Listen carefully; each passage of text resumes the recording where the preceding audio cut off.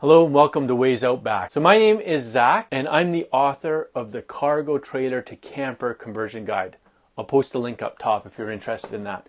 Now a few years ago, actually quite a few years ago, I converted a cargo trailer to a camper and then I thought, why not? I'll post it on YouTube and see what happens. See if people are interested in the tour. Well, it went viral. It's now at 1.2 million views. Now, during that process, I got a lot of positive feedback and we got to use that trailer a lot. We traveled all through the States with it. We really enjoyed it. However, the biggest question I get, and it makes sense when you think people are thinking, well, I want to build this trailer or I want to build a trailer, is what is your biggest regrets? So that's what I want to address in this video. I want to hit on some of my big regrets in that original build, and then I want to talk about what I did to fix them. And if you want to stay tuned to the end, because I'll list the biggest regret, and I see a lot of builders doing this in their trailer, and I want to save you the pain from doing it in yours. So let's get started. So regret number one, the shower walls. I didn't put any in. What I did is I just had a curtain that wrapped all the way around, and that's what sealed up the unit. But what would happen is when you turned on the water, the hot water would come down, the curtains would come in, and it just felt very claustrophobic. So here's the solution. This is what I did to fix that. So as you can see, I put up FRP paneling. This is a fiberglass reinforced panel. That's what they call it. Very thin, very light. You can glue it to the walls, and then you just put in silicone on all your seams, and it is watertight, completely waterproof. That really opened up our shower, made it feel much, much bigger. Regret number two, too much weight on the tongue. The original build, I had this beautiful rack I built, and I built it out of pretty strong material. And then I mounted a box up there, and then I even put 2 propane tanks on the front of this trailer. But really, I didn't need that much propane. Just added a bunch of weight to my truck. So I cut that rack off, I installed this box, and inside the box I put 1 propane tank and my diesel tank. And then it still got room for some jacks and some other leveling blocks, things like that. Regret number 3. This is one that's a little bit tough because it's just how the trailers come. The cargo trailers, they often come with these big wooden man doors, and they're very wide, they're very heavy. They usually don't have a window in them. And it was hard, I found, to get a proper screen door. So then what was the solution? Well, if you notice here, what I did is I took an RV door, I cut it down to size, and I put it into the trailer. Now that was insulated, it gave me a screen, and also a nice door lock that I could have. And a window. Regret number 4.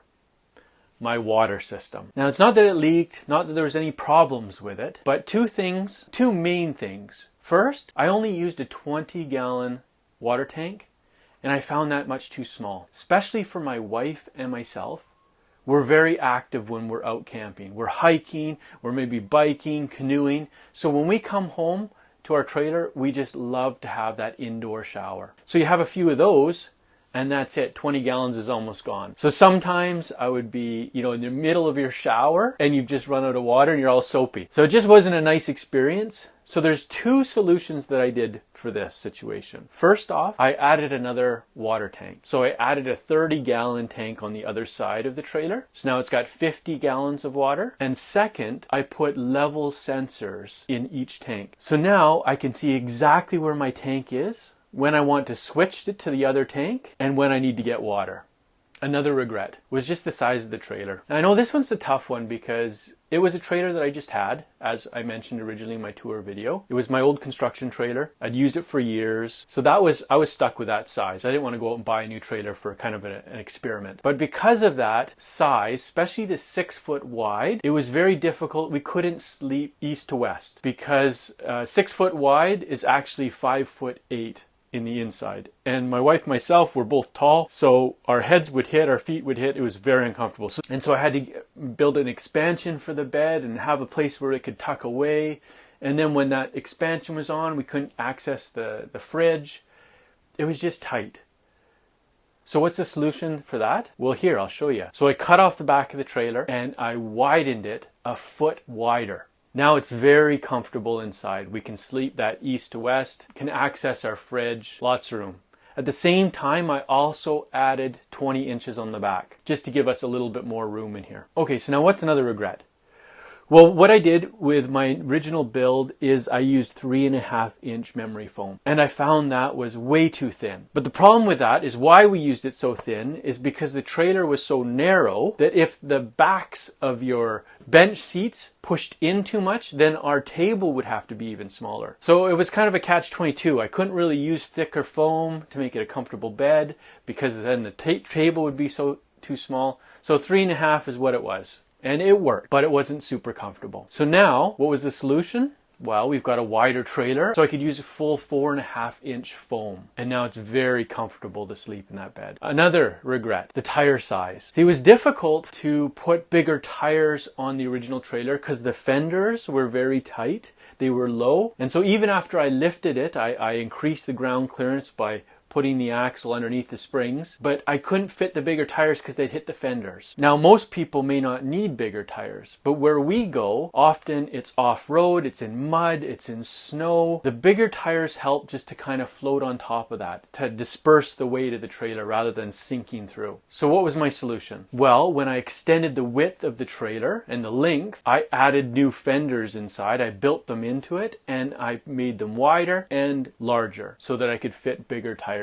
in this trailer. So now as you see the trailer right now, this is a 31 by 10.5 load range E tire, which I think is perfect for a trailer. You wouldn't want to use any lighter load range tires. And I also like the little bit aggressive. It's an all-terrain tire, so it's good for the highway, good for the ice. It's a mountain. It's got the mountain symbol, the snowflakes in the mountains. So that means it's good for winter. And the wider patch gives you more traction for the ice, better in the snow, and better in the mud.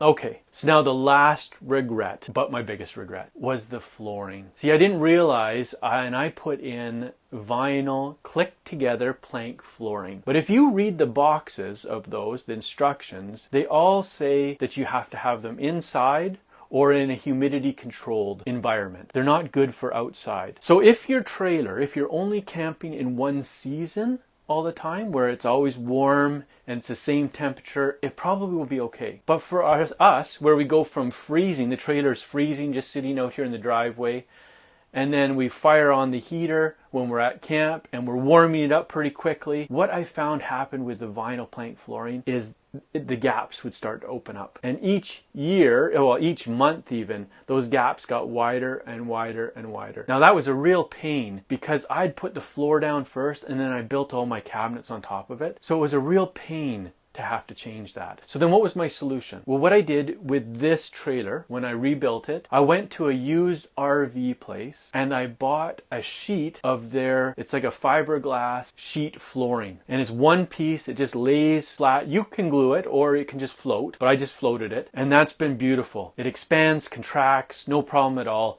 I never have to worry about any gaps. So that's my top regrets in that original trailer build. Now, I hope that helps you with your build. Maybe you've been thinking, you're planning, or you're already doing. Just watch that, think about those points, and see if you can make some adjustments so that you don't have to deal with some of the headaches that I dealt with. So am I done yet? Well, no. I still want to fine tune a few things in my build, and then I think it'll be just perfect. So if you're interested in following along, we'll see you in the next video. Thanks for watching.